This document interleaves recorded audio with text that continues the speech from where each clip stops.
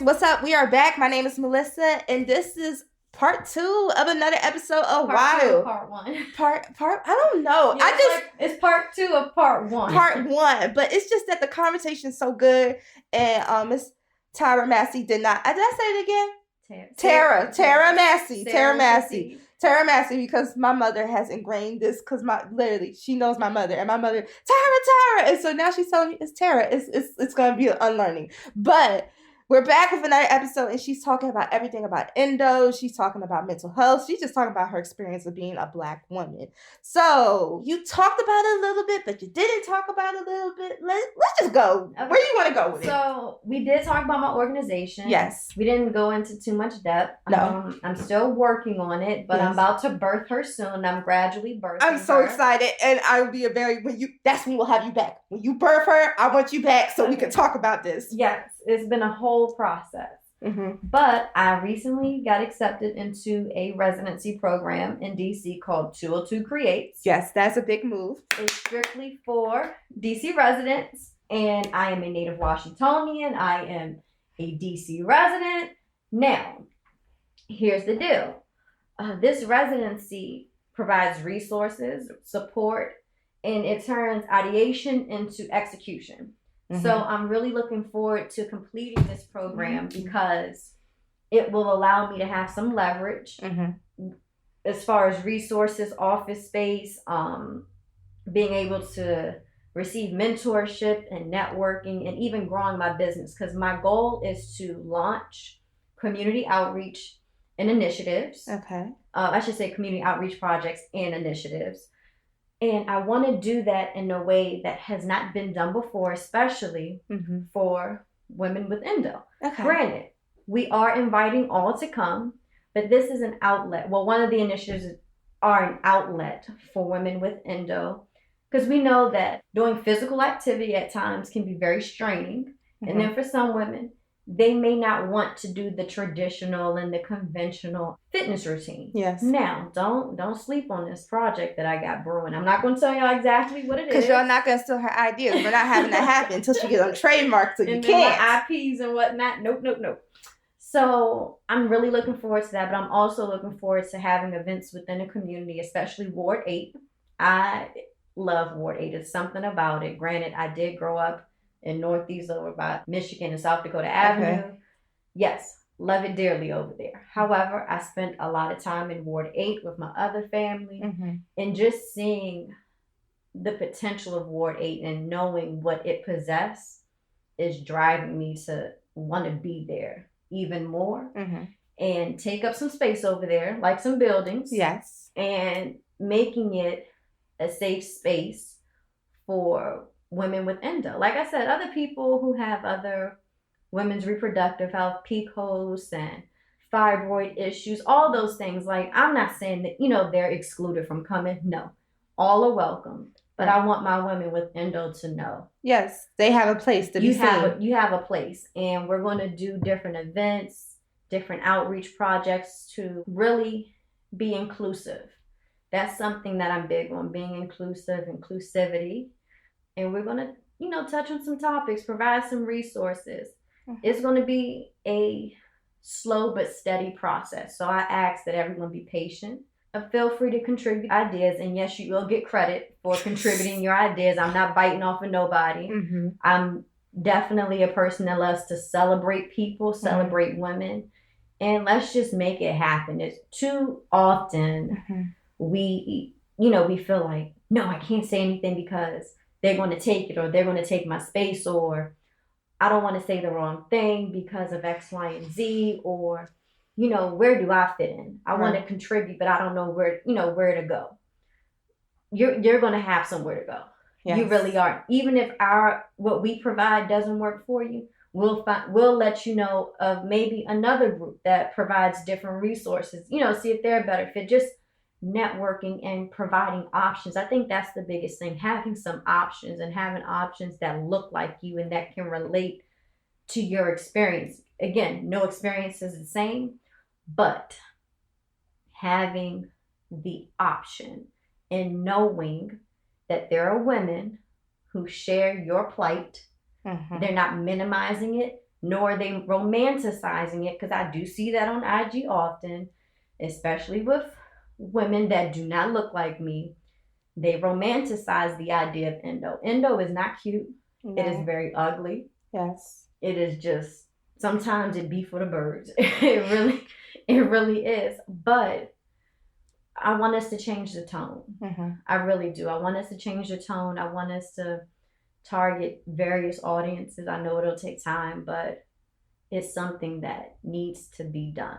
Going into the schools and going into different youth programs and letting kids know this is what you have out here as far as options. Mm-hmm. And this is how you ask for this particular treatment. This is how you seek that particular option. Mm-hmm. So we about to have some bold young women and ladies out here. I'm excited. I'm excited to see this vision come to life. So it just seems like you just got the key to the kingdom to just go free. I got the key. But you got the okay to go free. Okay. And then giving the okay by another Black woman who happens to be the mayor of DC as of right now I think is also a beautiful journey itself, that she sees something in you that, like, talk about a little bit of that, because I know you haven't had to meet her before. Oh, no. We haven't met her. Okay. So the program 202 Creates, I'm going to give y'all the website version, yes, so I don't misquote or say anything. Because she is an ambassador for them now, so she has to represent them. No, don't give me that type of title. I'm a resident. Okay, you're a resident. She's a resident. So I'm a resident she's of a cohort.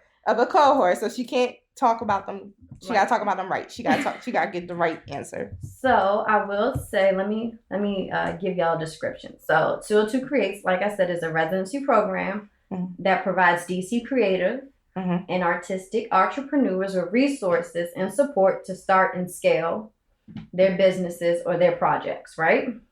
So they take it from ideation to execution. The program provides structured entrepreneurship curriculums, features speakers and experts on creating a business plan, working with the trademarking and the legal aspect of it. Like, all you get the nitty gritty. Right. One-on-one business coaching, office hours with the entrepreneurs and the residents. So we get to talk to, established professionals at the Office of Cable and Television and Film. It's a long acronym. You have co-working and office space. So I actually have access to a podcast studio, a photography studio. All I have to do is, send in a submission of, yes, I want to be in the studio at this particular time during the available office hours. So if I need to start taking pictures to develop my website or, to promote something, I have the access to take those pictures. And if I want to record a podcast, like have you come on as a guest, I can do that. Hey, I'll be down for it. Yes. And their model, it says they're cohort models, so that you're never going at it alone. They want you to know that you do have support and you are supported. That they offer mentorship and pairing network, access to alumni network of hundreds of local creatives. So I'm really looking forward to it. And this program culminates itself with a formal ceremony where participants present their business ventures and projects. I am participant. Yay. And featured remarks by a notable DC creative entrepreneur and a certificate of completion from Mayor Muriel Bowser, which presents 202 Creates Initiative in the Office of Cable, TV, Film, Music, and Entertainment. Whoa. Boom. Bingo. So. And I believe our director is Angie Gates. Our cohort residence program curator, boss lady, is Natalie Cofield. Our program, I'm not gonna call her an assistant. I just want to call her our program director. Okay, let's just call her that. She's awesome. Her name's Dawn. I hope I'm not missing anybody, and if I do, she just can't think of all the names. I just can't think of all the names. No, right now. That is so dope. That just go back to being an advocate, because most people don't even know these programs. And when I was talking to some of the people in the program, they heard about Endo and they were like, I really like what you're doing. Because we get to talk, we get to talk in our groups and our breakout rooms, and then we ask questions at the end, and you get the information from the other person, all that type of stuff. And I've had people say, wow, hearing somebody be passionate about, women's reproductive health and endo, it's a big deal. And they know women that have endo, so we bridging the gap together. The environment. Oh my God, that goes back to the tribe. the tribe. So you have all this on your plate. You building an organization. And I'm taking 2 online courses. Oh my God, hold on, how, sis? How, Sway? So she's a teacher, y'all. She's a full-time teacher. Don't get that twisted. And high school students. That's a whole journey with those hormonal imbalances that they got going on. All right, so then she is a public speaker, advocate for endo, and now she is starting her own organization. And I teach swim lessons. Oh, but because of COVID, I ain't teaching right now. But if it wasn't COVID, she would be out near a pool somewhere teaching swim lessons. Yes. That is a lot. And you're dealing with a lot of different people and a lot of outside factors. Just endo alone, having to be on guard and advocate for yourself and not take BS. Like, no, you will not treat me like this. This is where we're going with this. We're having this conversation. Mm-hmm. I know it's a lot. How do you handle with mental health? Because that's I do have anxiety. Okay, which is okay. This is open space. Yes, I have anxiety. I do become anxious at times. There are times when I have touched on depression. Okay. I didn't know what it was at first when it was actually happening. But, I will say that I am a discerning person, and it just began to come to me. I said, these feelings, and not you. It's just not me. And it was like I was slipping into this black hole. But I refused to go to therapy just to say I'm going, and I don't feel like the person can relate to me. Granted, Black people or people in general, no, I'm going to speak for people I know of. Black people that I've encountered want to go to someone that they can identify with and that can identify with them. Right. And for me, that's super important. Not only do I need them to look like me and share some of my experiences, I need them to be familiar with chronic illness. Yes. And women's reproductive health and fertility, because I don't want just the sympathy, like, oh, I'm so sorry this is happening mm-hmm. to you, the pat on the back. I need some resources. I want some coaching, some guidance as to how I should maneuver. Granted, everything or every approach is not going to work for every patient, but just provide me with some options. If you can't tell by now, I like options. Right. So I've been able to find a all-Black office, mm-hmm. all female. Wow. In the area. Wow. And I will say I'm very satisfied with my therapist right now. Yeah. She's definitely coaching me through some things. Wow. No. And see, guys, good. As we know, in the previous episode, we had core empowerment Kara Flippings on the show. She was talking about just therapists and just mental health. Normalize the conversation. Yeah, it's not bad. Yes. Tara is normalizing the conversation, just talking about it openly and just literally just talking about, how it is. It's okay. It's okay to seek help. It's okay not to be okay. It really is. Mental health issues are not the plague. Now, don't get me wrong. If you don't treat it, it can turn into something very deadly. And I use the term deadly because I've seen what it can do mm-hmm. to a person. I've seen what it can do to a person, and it's not pretty. Right. Just like not treating your vagina right. Yes. And on the inside, treating it with some care and love. Sometimes you got to listen to her. We as women don't realize a lot of our emotions, our tensions go straight down to the uterus. So can we have this conversation? Did you ever read Pleasure? No. Black Girl. Ooh, what's the book?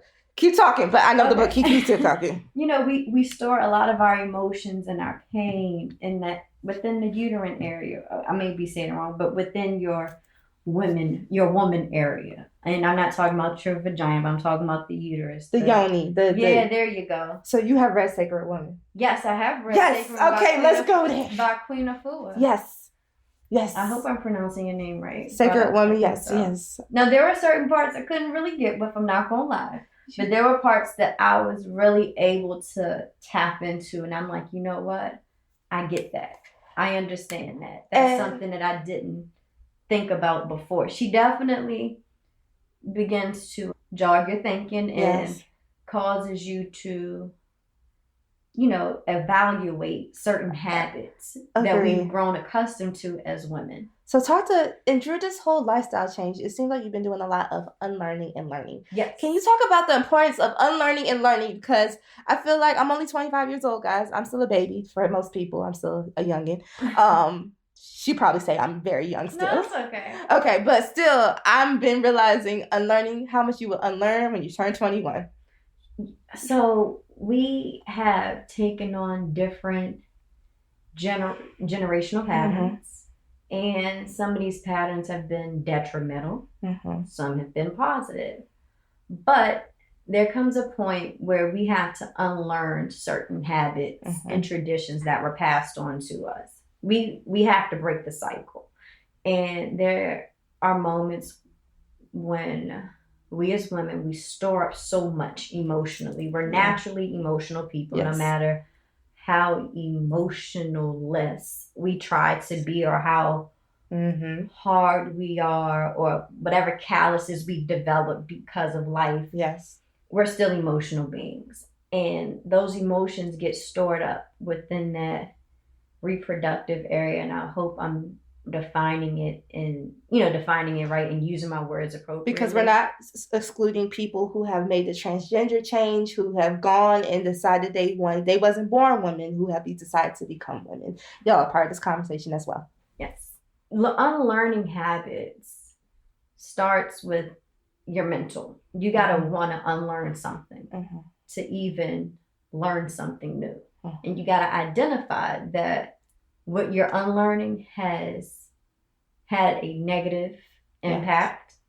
Is some sort of stronghold that's preventing you from moving ahead and tapping into that potential. Yes. So that's a process in itself. But you got to want the change and understand that change and unlearning is not going to be an easy feat.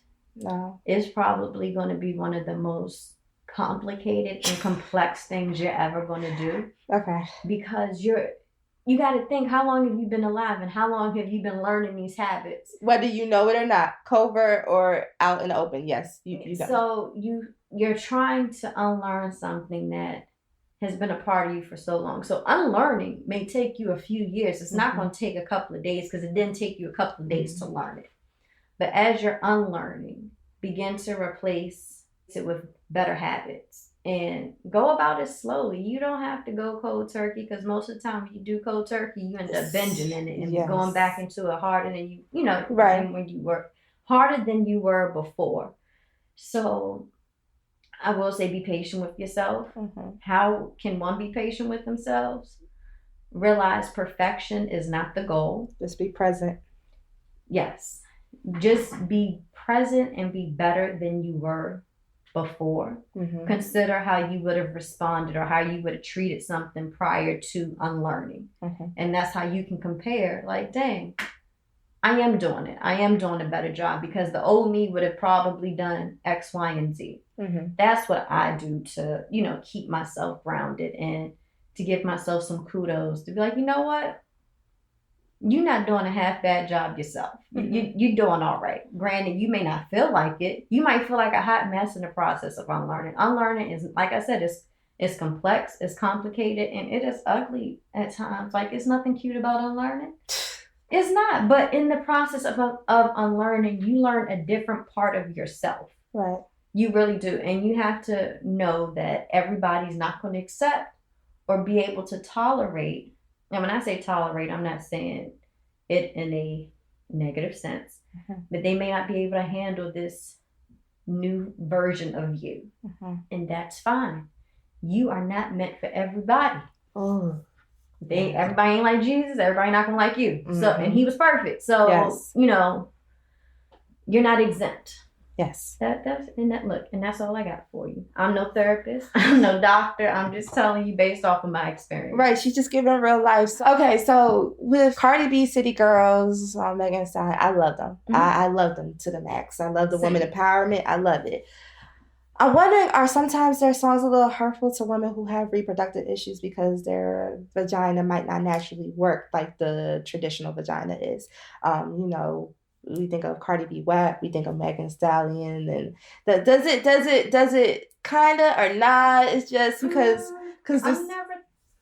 I never thought about it like that. I can see how one woman, if they are not in a certain space mentally or emotionally, how they might feel like, dang, I don't, maybe I don't have a WAP. But I never considered it. I really didn't. And when I said never considered it, it just is not something that hit me. Right. But I can see how a woman could feel some sort of way. But sometimes you got to remember, everybody that's talking about it ain't got it. Yeah. It sometimes it just be for the hit. It's something that sounds cute and stuff and everything. It's a hit. So I personally would say I wouldn't dig that deep into it, because that's almost like listening to women who speak about abortion openly in a form of birth control for them.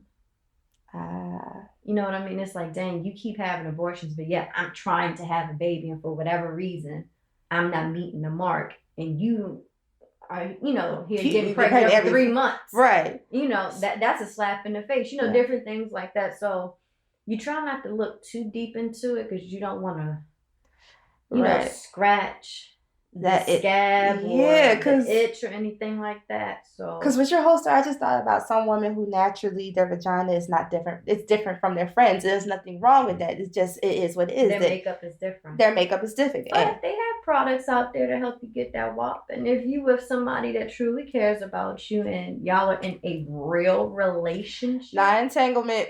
No, non-entanglements. Listen, Endo ain't for entanglements, okay?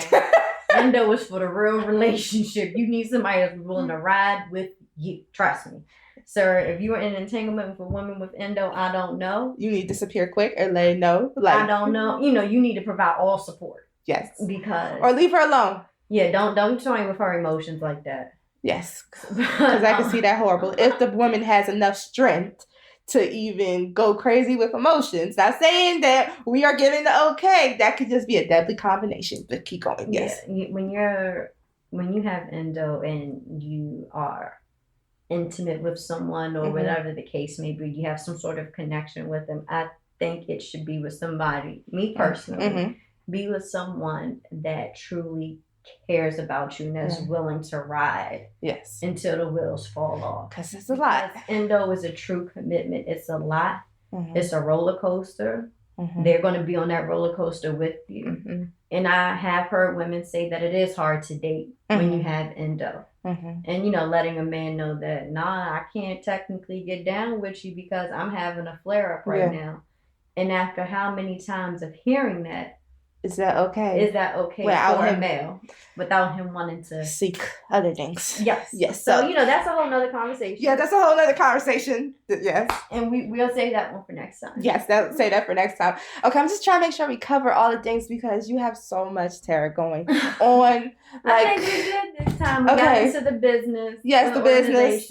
The mental health. Just let me know what you come up with once everything's edited, and then we can take it from there if we need to add to it. Okay. Yeah, so thank you. Thank you. This is just part 2 of part 1. Wait, no, this is part 2 of part 1. Part 2 of part 1. Shout out to Rachel because you're going to have to be the phenomenal sound editor. And thanks, Rachel, for putting this together. But this is another episode of Wild on glasshouseradio.com, part of the Howard University Network.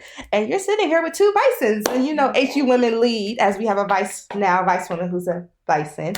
Actually, let's get into that real quick before we go. What? How does it feel being, I never heard this saying until I went to Howard, and now I hear it all the time, and then I think about all the, don't get me wrong, I have an amazing, great woman that goes to other HBCUs, but I will say, I love how Howard women lead. It's something about us. We do take charge. It's just like, we'll take it by the bull's horn, and it, it's like, so talk about that. And now that we have a vice president woman in office who is a bison. Okay, so I will say yes, bison women do lead. It's something about after you leave Howard and you graduate and you go into the real world, how confident you are after a while. And some people go in like boldly confident. Some people, they got to get their feet wet first, but you're able to establish yourself. I'm not going to lie, I've noticed that. Okay, so I'm not crazy. No, okay. There are phenomenal HBCUs out there that people don't hear about. And I've met women from there that are leading too. We're not excluding that. No. And granted, I love my HBCU. Yeah. And maybe other Howard people would be like, why would she say this aloud? But there are other great schools as well that are HBCUs that produce a lot of successful people. Yes. Now, just because you don't hear, somebody singing about it in a song, or, their sweatshirt might not be on a TV show. Yeah. But it doesn't minimize, their educational experience, their phenomenal leadership. Mm-hmm. That I will say, however, the women I have met from Howard thus far, they do have a way about them. Now, there have been some I've been like, of course, you can't have it your way all the time. Yeah, but I will say about this is my second year at Howard. Yeah, there's even been people come up to me and say there's a change about you and how you lead now, and I'm like, they have a way. The experience. I'm not gonna say the school has a way of doing it, but your experience there has a way of, I don't want to say molding, but adjusting how you respond, how you view things, and what you may consider compared to what you didn't consider before. The level of exposure, that's something to take into take into consideration. Some of the hardships you have, especially in that A building, they teach you a different level of patience. You gotta have the patience of Job to succeed in that building. And shout out to that building. Woo, everyone says the same about it. No class, doesn't matter what year you're from. Your experience with the A building is like no other. Yes. I'll say that. So, your good experience at Howard, along with your not so good and your ugly experiences, contribute to the professional person or the leader, whomever. It contributes to your being. Okay. One way or another. Yes. It does. No, because luckily on this show, I think if I'm not mistaken, we have 3 HU women. Okay. And all of them, with interviewing them, and you talked about how some find it maybe later on. One talked about it. You'll see in an episode that's coming out how she felt like she did not learn it until years after Howard. Yeah. Like it came, but when it came, it was like, ooh, that's from Howard. Mm-hmm. Yeah. It's from her experiences. Mm-hmm. And even when I was there, I wasn't the person, hanging out all the time. Granted, I did have my share of fun. But once I finally got comfortable, I felt like it was towards the end of my experience. Mm-hmm. And I'm okay with that. Yeah. Because I was still able to utilize other things and max out on other opportunities. So. Yes. No, okay. So HBCU women do lead, but we do not exclude other HBCU women, because right now I have a lot of wonderful HBCU mentor women that are from HBCUs that are amazing that did not go to Howard. So not excluding them. It's just that we're both bisons, and it's a sense of bison pride. That's all. Yeah, and then also we have a vice woman who's a bison. It's just you're vice president. Yeah. It's just a little. I think this is just another great part too. Shout out to Rachel if we're gonna have to put this all together. Thank you so much. But this is another episode of Wild on Howard University Glass Radio Network. Thank you once again, guys, for listening. Thank you for being on this show. No problem. Once again, where everybody can follow you, just to make sure. Tarahbella. Yes. TARAHBELLA_. And she will then direct you to her other pages, because this won't be the last time we hear from her. It's just not, it's going to be far from it. So thank you so much. All right. Peace and bye-bye. See you.